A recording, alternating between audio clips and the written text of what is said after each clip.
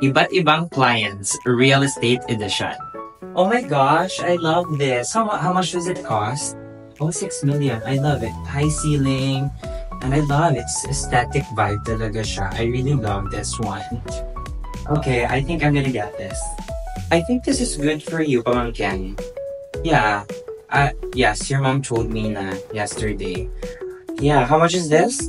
7 million? Okay. This is 5 minutes away from San Agustin, right? Yes, because you're supposed to have a good condo kasi you're gonna be studying here for 4 years, so we'll get this one. Thank you. Ay, ganda.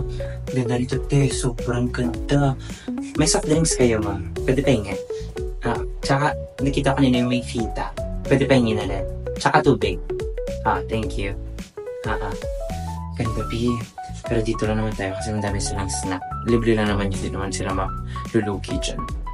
Sige, doon tayo. Muna tayo. Ito na yon. Okay. Magkano nga? 6 million.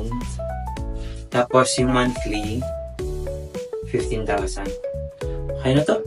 Sige, sign na namin yung documents. Tara. Ay, ganda naman pala, no? Kasama na to? Yung mga cabinet.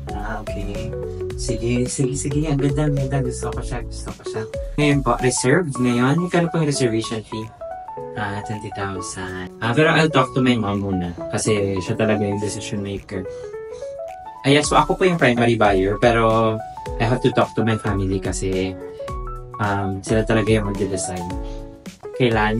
Hindi ko rin po alam. Baka within this month po, I'll message you back. Po.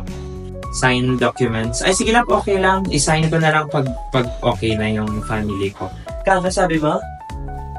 Ha? 15,000 monthly nito? Nitong bahay?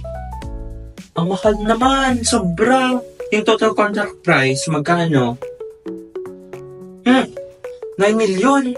Ano tong bahay niyo? Gold? Tapos naka-silver yung stairs? Mahal naman ito. Kasama na yun yung mga monthly dues niyo? Hindi ba? Ay, apakamahal. Sa kabila na lang tayo ang mahal dito. Doon na lang tayo sa kabilang developer. Mahal.